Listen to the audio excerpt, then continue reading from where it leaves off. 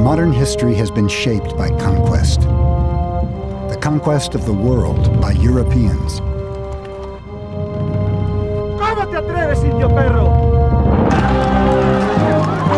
The conquistadors led the way. A few hundred men who came to the New World and decimated the native population. The secret of their success? Guns, germs, and steel. Ever since, people of European origin have dominated the globe with the same combination of military power, lethal microbes, and advanced technology. But how did they develop these advantages in the first place?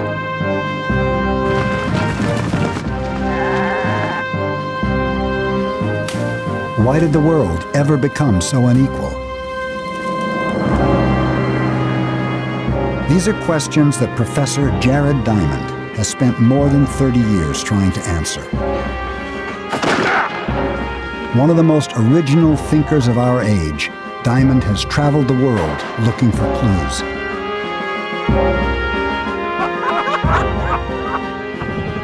He set himself a daunting task: to peel back the layers of the past and explore the very roots of power in the modern world. Whatever I work on for the rest of my life, I can never work on questions as fascinating as the questions of guns, germs, and steel, because they're the biggest questions of human history. What separates the haves from the have-nots? How have guns, germs, and steel shaped the history of the world?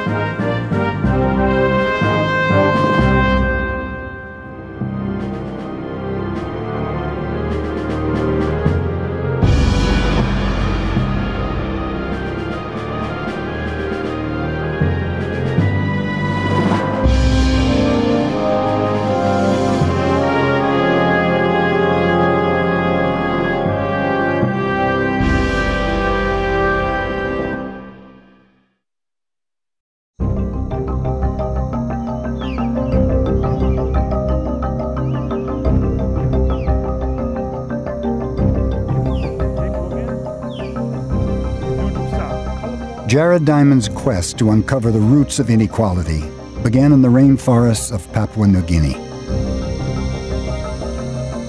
Oh, we look up. Oh.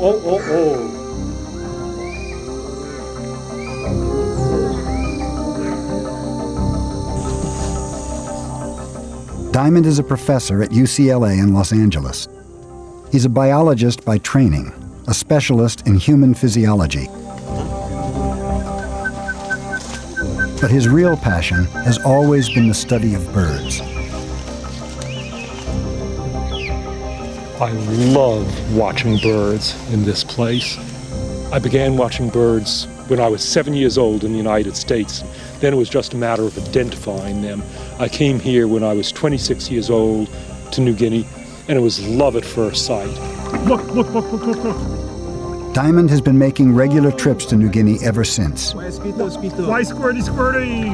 And is now a leading expert on the bird life of the island.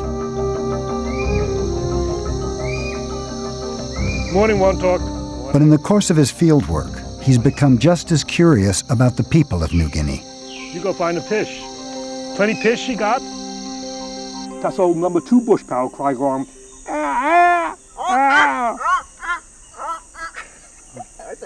Over the years, I've gotten to know and like thousands of New Guineans. The name belong again, you talk? Name Yanai. I've learned several of their languages, and much of what I know about birds I picked up from them. Because of hard work. There have been people living in New Guinea for at least 40,000 years. Much longer than on the continents of North and South America. Look 'em. Look 'em, 1, 2, 3, 4, 5, 6, Pella. They're among the most culturally diverse and adaptable people in the world. So why are they so much poorer than modern Americans?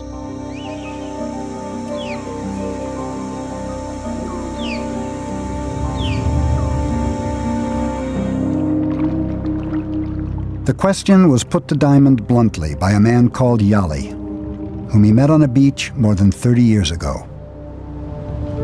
Why you white men have so much cargo and we New Guineans have so little? Yali's question really threw me. It seemed so simple and obvious, and I thought it must have a simple and obvious answer. But when he asked me, I had no idea what that answer was. Why you white men have so much cargo and we New Guineans have so little?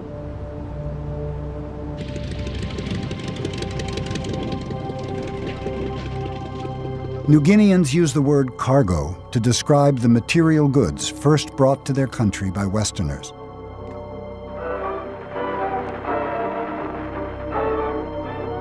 Cargo was regarded by many as evidence of the white man's power. It was treated with an almost religious reverence.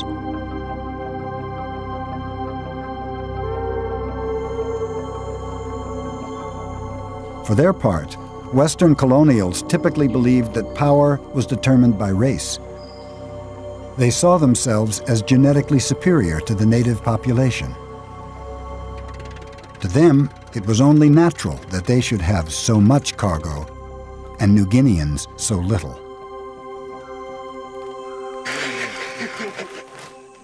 To me, any explanation based on race is absurd. I know too many really smart New Guineans to believe there's anything genetically inferior about them. It's their ingenuity and their quickness to learn that have always impressed me. They can go empty-handed into some of the most difficult environments on Earth, knock up a shelter in a few hours and survive. Me trying this power step. This power rope be strong and up and up and up and up. I wouldn't know where to start. In this environment, I'd be helpless without them.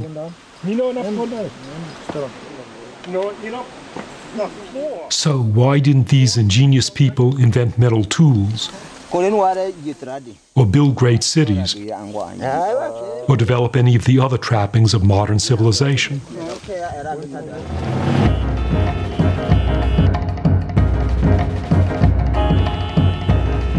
The world that I'm from is so different. The modern U.S. is the richest, most powerful state on Earth. It's crammed with more cargo than most New Guineans could ever imagine. But why? That's what Yali wanted to know. How did our worlds ever become so different?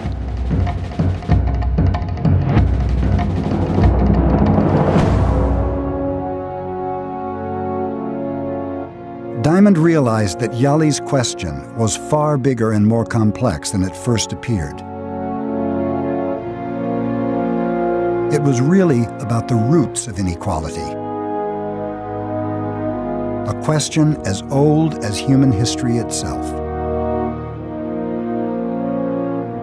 Why, since ancient times, have some societies progressed faster than others? What allowed the Egyptians to build great pyramids while most of the world was still scratching out a living? How did the Greeks ever develop such an advanced civilization? Or the Romans? Or the Maya? All great civilizations have had some things in common: advanced technology, large populations, and a well-organized workforce. If I could understand how those things came into existence, then I'd understand why some people marched faster than others during the course of history.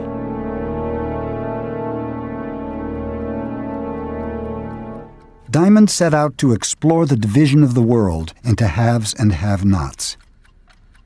It was a massive challenge that few scholars would have dared take on.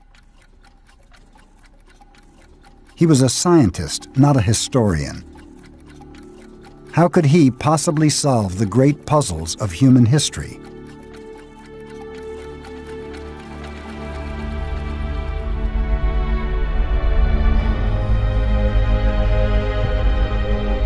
To understand where inequality came from, Diamond needed to identify a time before inequality, when people across the world were living more or less the same way.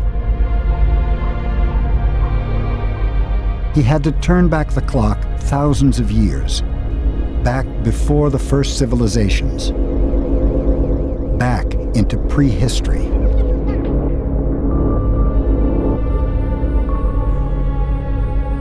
"13,000 years ago, the ravages of the last ice age were over.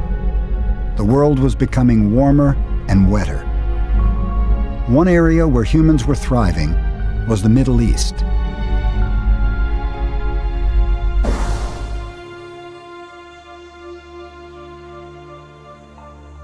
"13,000 years ago, the Middle East was far less arid than today, with more forests, trees, and plants. People here lived like people everywhere at this time, as hunter-gatherers in small, mobile groups.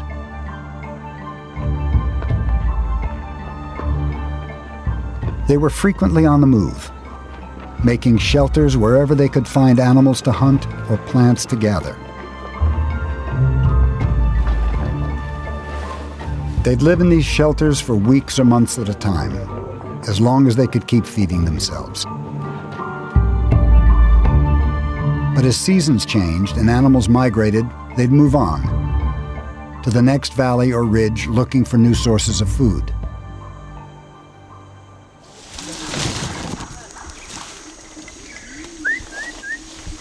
One of the few places on Earth where it's still possible to find people hunting and gathering is the rainforest of Papua New Guinea. Instead of just reading about this lifestyle in archaeological books, I've been lucky enough to witness it firsthand, to see for myself how we all lived 13,000 years ago, and how we found food.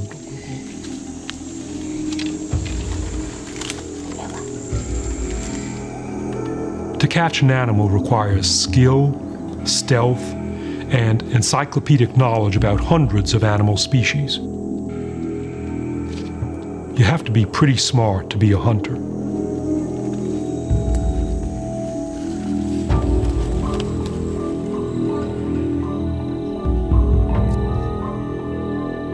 "13,000 years ago, people in the Middle East hunted in the same way, tracking down whatever game they could find. But the fundamental problem with hunting is that it's never been a productive way to find enough food. It takes time to track each animal. And with a bow and arrow, there's no certainty of how the hunt will end. One of something. You know can lap. You try him again. Okay. Pull him. Okay. One time more. Yes. One So time you pull him strong. Me pull him strong. Yeah, me. Yeah, you pull him strong and by go more yet. Yeah. Me play broken bowl on No you. good there, you not strong. You not strong, yeah. Me no strong. What of So something? you pull him strong. All right, me pull him strong. Me pine one fella DY. DY die finish. You number one, me number two. Me try, me go.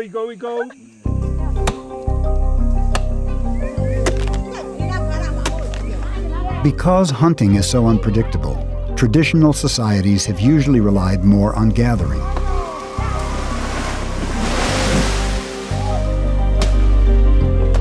In this part of Papua New Guinea, the gathering is done by women.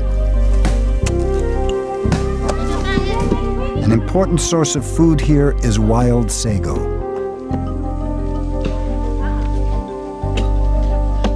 By stripping a sago tree, they can get to the pulp at the center, which can be turned into a dough and then cooked.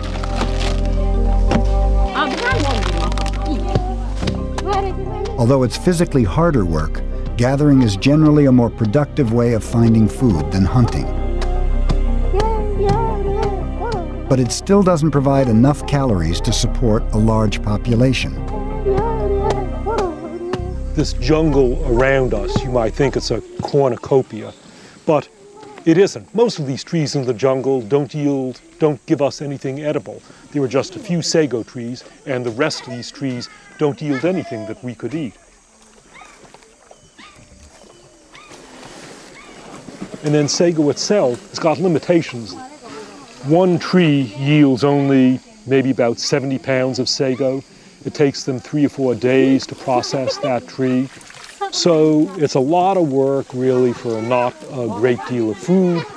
Plus the sago starch is low on protein. And also the sago can't be stored for a long time. And that's why hunter-gatherer populations are so sparse. If you want to feed a lot of people, you got to find a different food supply. You got to find a really productive environment, and it's not going to be a sago swamp.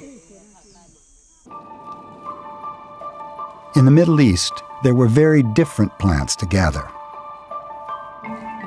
Growing wild between the trees were 2 cereal grasses, barley and wheat. Far more plentiful and nutritious than sago. These simple grasses would have a profound impact, setting humanity on a course towards modern civilization.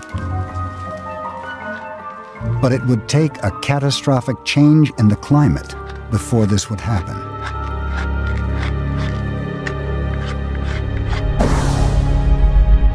$12,500 years ago, the world's climate became highly volatile. The long-term thaw that had brought about the end of the last ice age suddenly went into reverse. Global temperatures dropped and ice age conditions returned. The world became colder and drier. The Middle East suffered an environmental collapse. Animal herds died off. So did many trees and plants. The drought lasted for more than 1,000 years.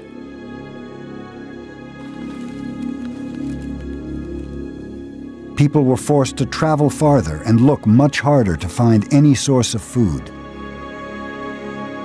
But despite the conditions, they would somehow survive and even prosper.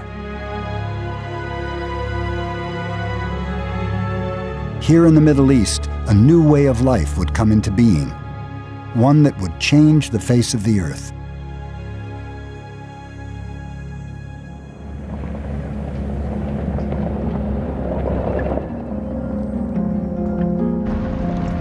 Ian Kite is a Canadian archaeologist who specializes in the Stone Age history of the Middle East.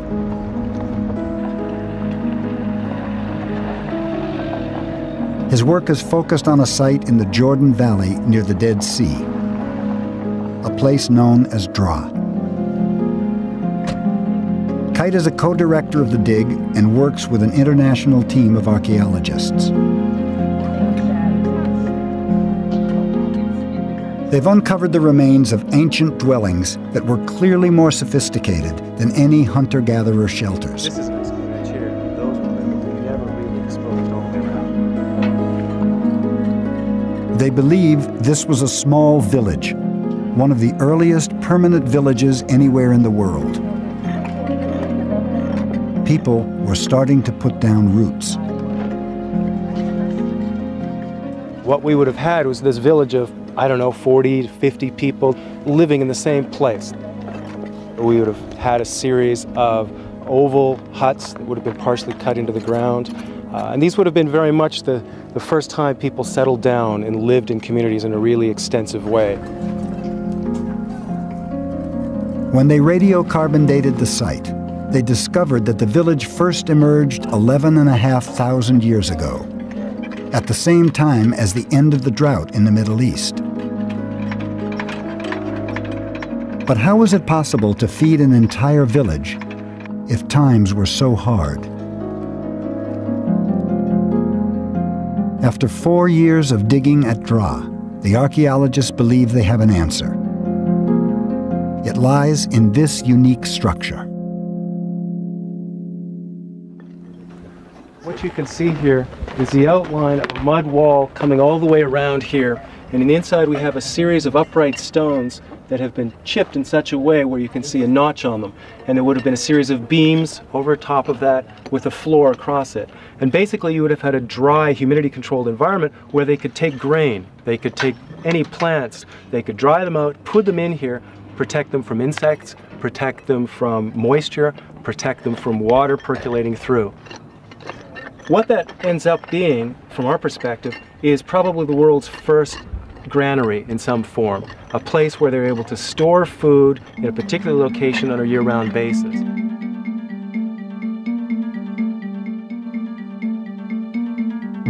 The team at DRA believes the granary was an oval-shaped mud wall building at the center of the village, a place where grain could be stored collectively.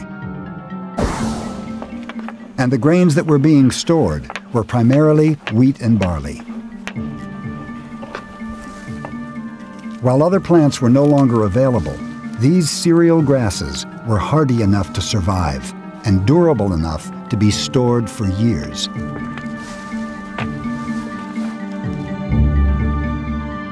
But if this was a time of scarcity, how was there enough grain to fill a granary? The answer suggests a radical shift in human behavior. At some point during the drought in the Middle East, people started growing their own food.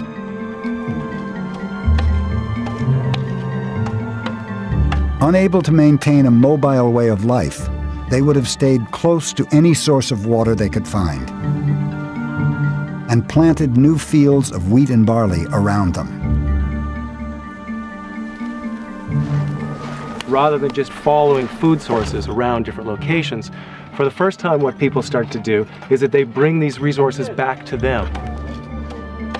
Not just as harvested food, but they're bringing them as seeds. And they're growing them next to their village. And that's the first time, really, this is the first time we see this anywhere in the world. The Stone Age people of the Middle East were becoming farmers, the first farmers in the world.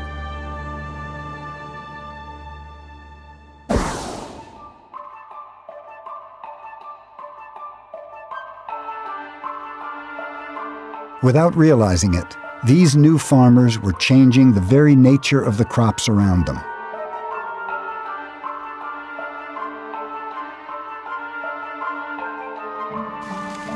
With every round of planting and harvesting, they'd favor ears of wheat and barley whose seeds were the biggest, tastiest, or easiest to harvest.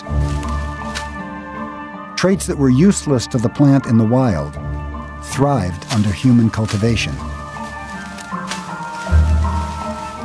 They interrupted the cycle. They interrupted the normal environmental cycle and started to select these individual plants and basically rewarding those that were going to be most profitable to them. And so even though it was accidental, once that whole process started, people are starting to control nature.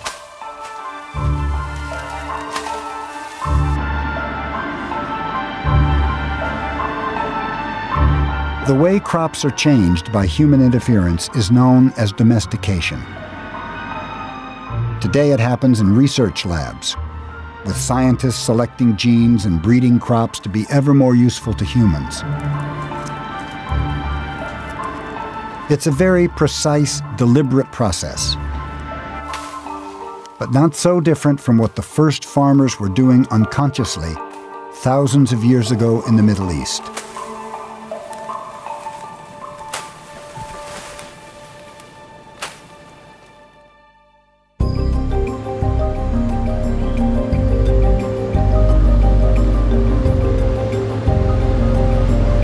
The transition to farming was clearly a decisive turning point in human history. People who remained hunter-gatherers couldn't produce anywhere near as much food as farmers, and also couldn't produce much food that could be stored. They were always going to be at a chronic disadvantage.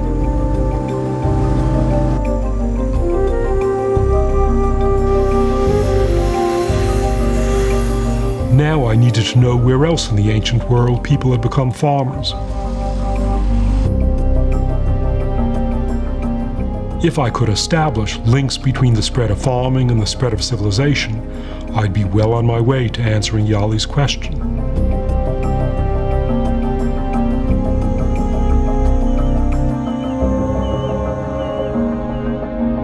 There are only a few parts of the ancient world that developed farming independently. Not long after the Middle East came China, where people grew another high-yield cereal grass, rice. Pockets of farming also emerged in the Americas, based on corn, squash, and beans. Later in Africa, people farmed sorghum, millet, and yams. And in most places where farming emerged, a relatively large, advanced civilization followed. But there was an exception to the rule, an area where farming didn't bring the same benefits: the Highlands of New Guinea.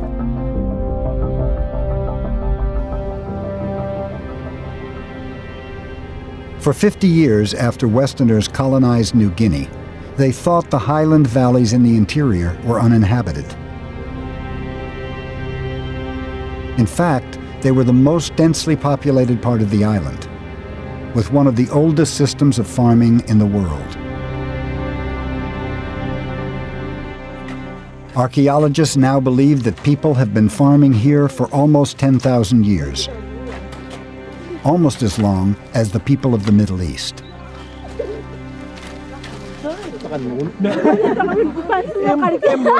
It's amazing to think that these people, Yali's people, were some of the earliest farmers in the world. But if they were farmers, why weren't they propelled down the same path towards civilization as the people of the Middle East or China or Central America? Why didn't they end up producing their own cargo? New Guinea farmers themselves were surely no less talented than farmers anywhere else in the world. So, what was the difference? Highland agriculture was based on crops like these taro roots, which are very different from cereal crops. Taro is much more work. You got to plant it one by one, unlike wheat where you throw your hand and spread the seed. And these New Guinea crops can't be stored for years the way wheat can. They rot quickly. They have to be eaten in a short time. They're also low in protein compared to wheat, so these farmers of the New Guinea highlands suffered from protein deficiency.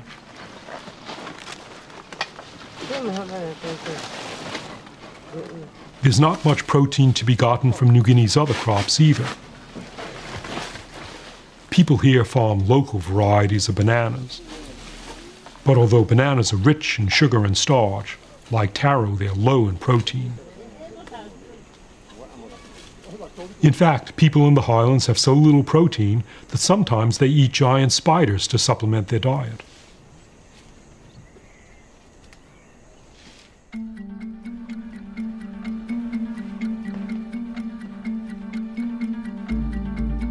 I'd reached a moment of realization. Farming was clearly crucial to the story of human inequality. But just as important was the type of farming. People around the world who had access to the most productive crops became the most productive farmers. Ultimately, it came down to geographic luck.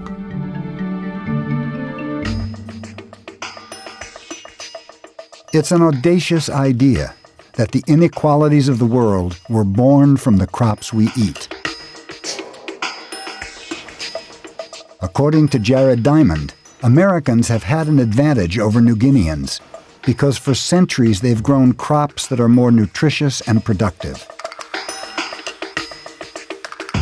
Crops like wheat, which provides about a fifth of all the calories they eat. The wealth of modern America could never have been sustained by taro and bananas.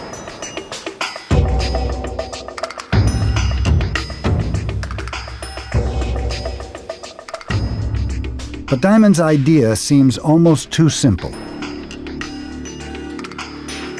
Could plants alone really have the power to shape the course of human history? Or was there something else at play? Another reason for the division of the world into haves and have-nots.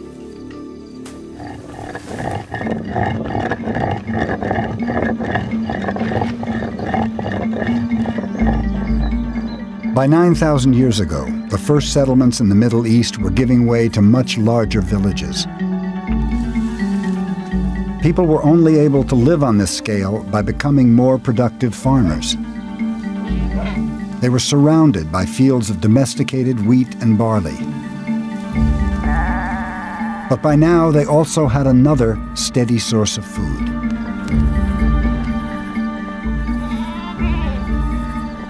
What we see happening about 9,000 years ago is a remarkable transformation in the way that humans are interacting with animals. We begin to see a process of animal domestication, by which we mean humans were controlling where they were moving, they were controlling their feeding, and they were controlling their breeding.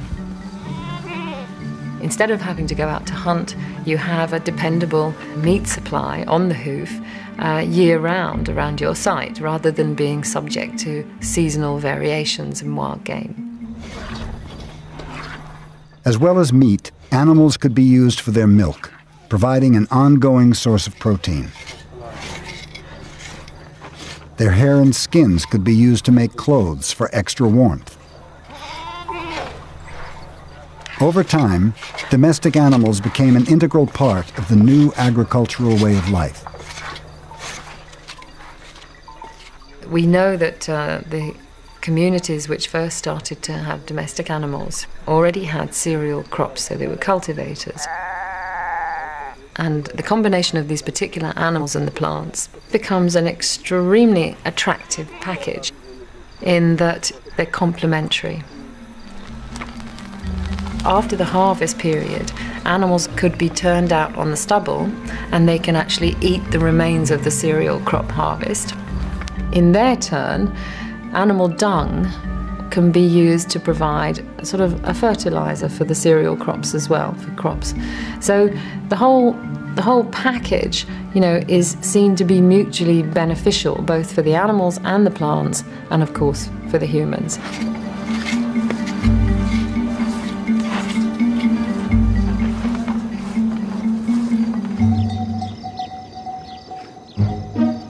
Goats and sheep were the first animals to be domesticated in the ancient world, and were eventually followed by the other big farm animals of today. All of them were used at first for their meat, but they all proved useful in other ways, especially with the invention of the plow. Before the Industrial Revolution, beasts of burden were the most powerful machines on the planet. A horse or an ox harnessed to a plow could transform the productivity of the land, allowing farmers to grow more food and feed more people. In New Guinea and many other parts of the world, people never used plows because they never had the animals to pull them. The only big domestic animal in New Guinea was the pig, and it wasn't even native. It came in from Asia a few thousand years ago. While Europe and Asia had not only pigs, but also cows, sheep, goats, horses, buffalo, camels, and so on. Now, pigs do give you meat, but pigs don't give you the other products that you get from those European nation animals. Pigs don't give you milk or wool or leather or hides. And most important of all, pigs can't be used for muscle power. Pigs don't pull plows or pull carts. The only muscle power in New Guinea was human muscle power. Even today, there are no beasts of burden in New Guinea, and almost all of the farm work is still done by hand. But if farm animals were so useful, why didn't New Guineans domesticate any of their own? I decided to add up all the animals in the world that have ever been domesticated. And I was amazed by what I found.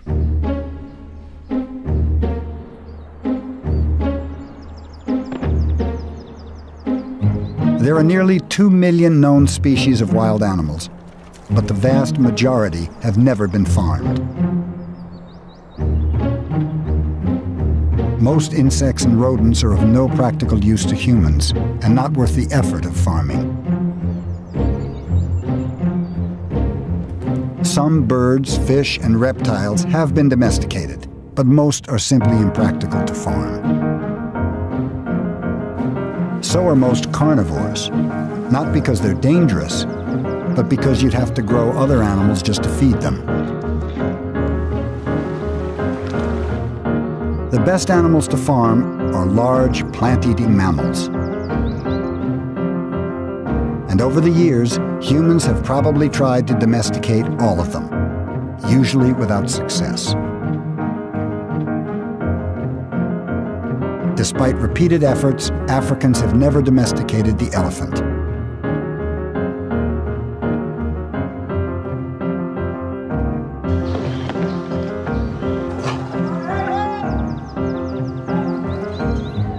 In South Asia, some elephants are used as work animals, but they're not farmed for the purpose. Instead, each elephant is caught in the wild and then tamed and trained. It doesn't make economic sense to farm an animal that takes some 15 years to mature and reach an age where it can start reproducing.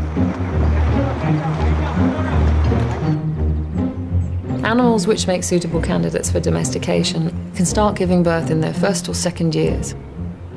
They will have 1 or maybe 2 offspring a year, so their productivity is actually high. Behaviorally, they need to be social animals, meaning that the males and the females and the young all live together as a group, and they also have an internal social hierarchy, which means that if humans can control the leader, then they will also gain control over a whole herd or a whole flock. There's another crucial requirement for a domestic animal. It needs to get along with humans. Some animals don't have the temperament to live on a farm. A zebra could be an ideal domestic animal, potentially as useful as a horse. But evolving in the midst of Africa's great predators, zebras have become flighty, nervous creatures.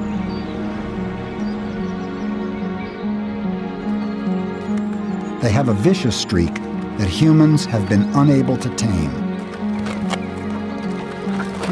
That may be why zebras have never been harnessed to a plow or ridden into battle. I counted up 148 different species of wild, plant-eating, terrestrial mammals that weigh over 100 pounds. But of those 148, the number that have ever been successfully farmed for any length of time is just 14. Goats, sheep, pigs, cows, horses, donkeys, Bactrian camels, Arabian camels, water buffalo, llamas, reindeer, yaks, mithans, and bali cattle. Just 14 large domestic animals in 10,000 years of domestication. And where did the ancestors of these animals come from? None was from New Guinea, or Australia, or sub-Saharan Africa, or the whole continent of North America. South America had the ancestor of just one large domestic animal, the llama. The other 13 were all from Asia, North Africa, and Europe. And of these, the big 4 livestock animals, cows, pigs, sheep, and goats, were native to the Middle East. The very same area that was home to some of the best crops in the world was also home to some of the best animals. Little wonder that this area became known as the Fertile Crescent.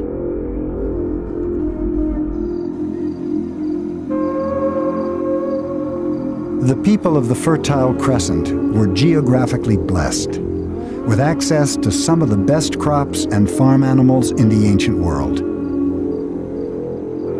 It gave them a huge head start. What had begun with the sowing of wheat and the penning of goats was leading towards the first human civilization.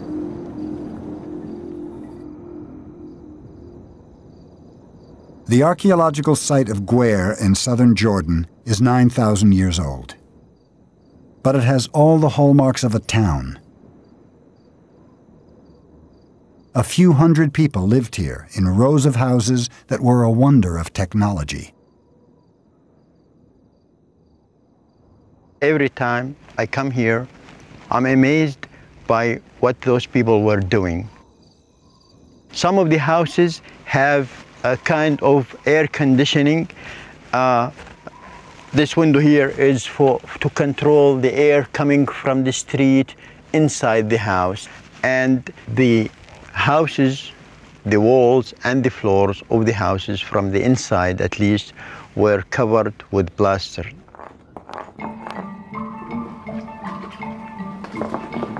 So people were moving to a concept of homes.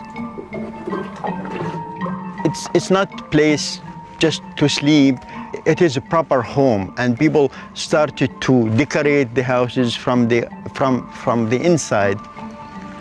And people were started to invest in their homes, because if we are talking about plaster, it is time consuming, it's effort consuming, it's very expensive to have plastered house. As villages grew bigger, there were more people to work on the land. More people could produce more food more efficiently, enough to support specialists within the community. Freed from the burden of farming, some people were able to develop new skills and new technologies.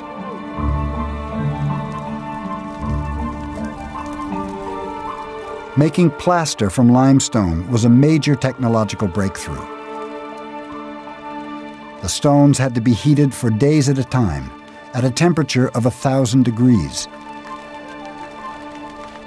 It may seem insignificant today, but understanding how to work with fire was the first step towards forging steel, a technology that would transform the world.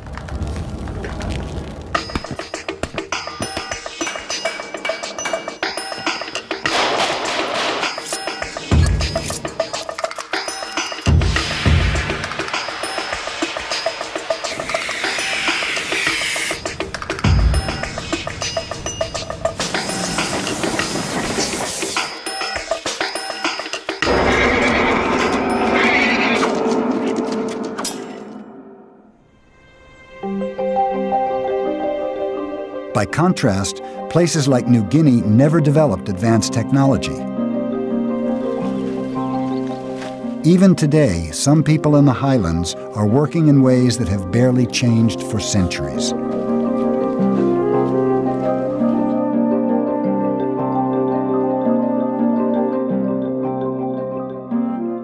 When I first came to New Guinea in the 1960s, people were still using stone tools like this axe in parts of the island. And before European arrival, people were using stone tools everywhere in New Guinea. So why didn't New Guinea develop metal tools by itself? And eventually I realized that to have metalworking specialists who can figure out how to smelt copper and iron requires that the rest of the people in the society who are farmers be able to generate enough food surpluses to feed them. But New Guinea agriculture was not productive enough to generate those food surpluses. And the result was no specialists, no metal workers, no metal tools. The way of life in New Guinea was perfectly viable. It had survived intact for thousands of years. But according to Diamond, people didn't advance technologically because they spent too much time and energy feeding themselves. And then Westerners arrived and used their technology to colonize the country.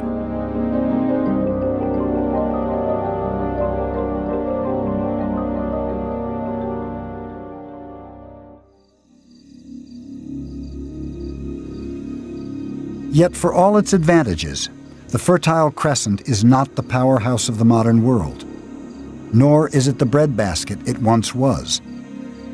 How did it lose its head start?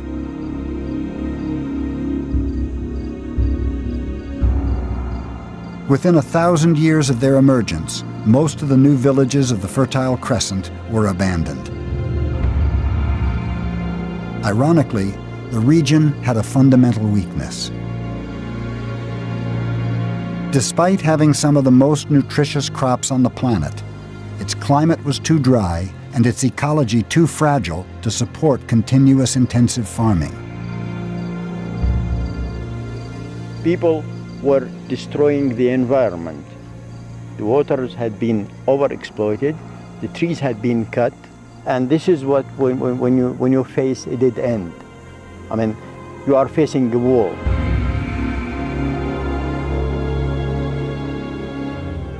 You will end with landscape like that. I mean, with few trees, with no grass, and with less water. So what we are looking at today is the outcome of overexploiting the environment.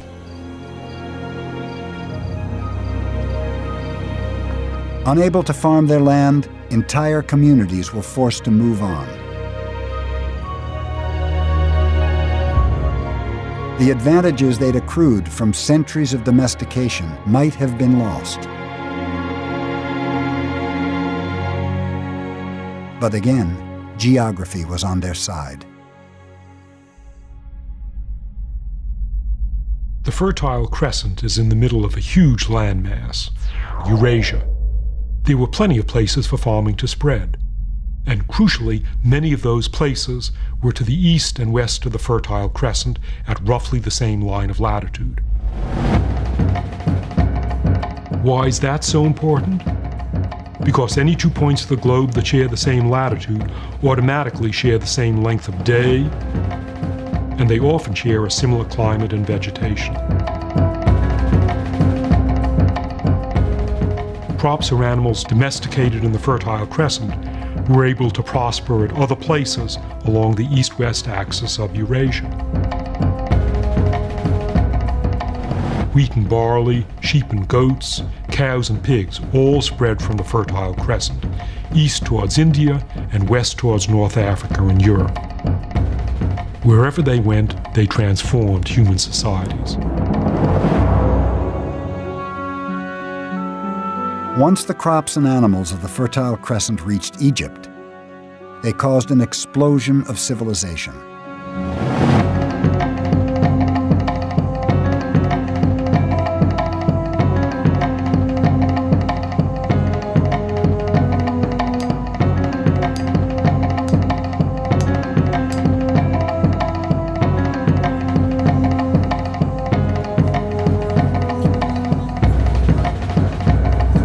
Suddenly, there was enough food to feed the pharaohs and generals, the engineers and scribes, and the armies of people required to build the pyramids.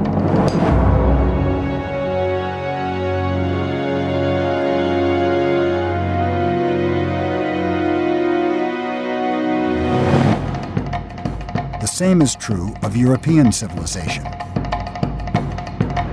From ancient times until the Renaissance, crops and animals of the Fertile Crescent fed the artists, inventors, and soldiers of Europe.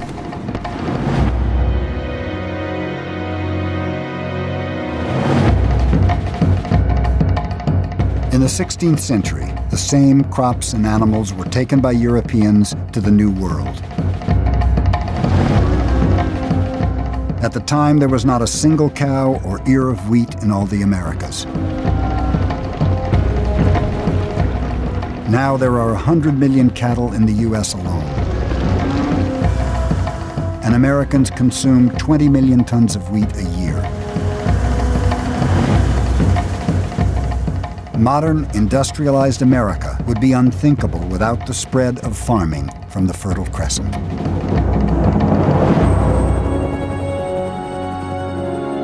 There are some who think Jared Diamond's argument is too neat and easy. Can the distribution of wealth and power really be reduced to cattle and wheat? What about culture, politics, and religion? Surely they've been just as important. Diamond's been criticized for being too deterministic, for ignoring the part people have played in shaping their own destiny.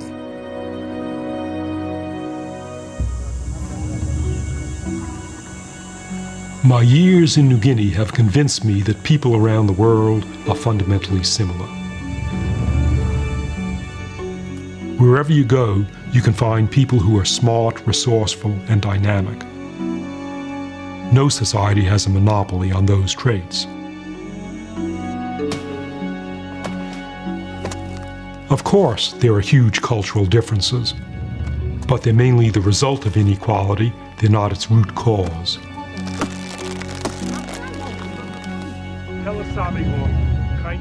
Ultimately, what's far more important is the hand that people have been dealt, the raw materials they've had at their disposal. New Guineans acquired pigs from Eurasia, but not cows or sheep or goats or horses or wheat or barley. They didn't develop in the same way as Europeans and Americans because they didn't have the same raw materials.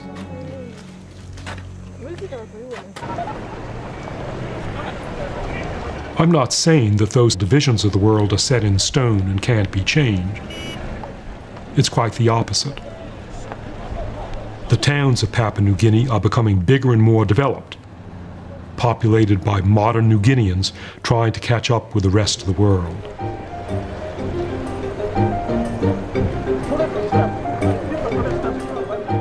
Unfortunately for them, there's still a big gap to overcome.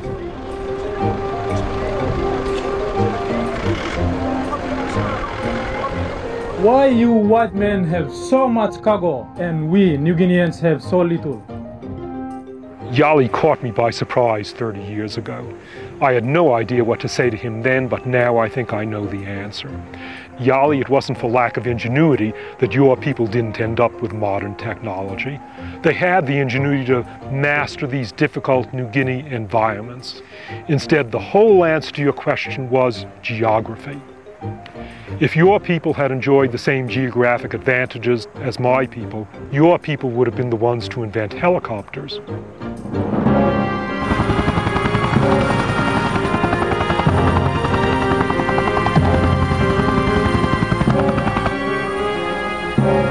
Jared Diamond set out to explore the division of the world into haves and have-nots.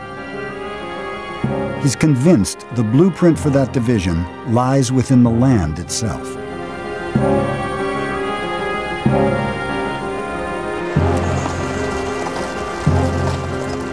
But can his way of seeing the world really shed light on the turning points of human history?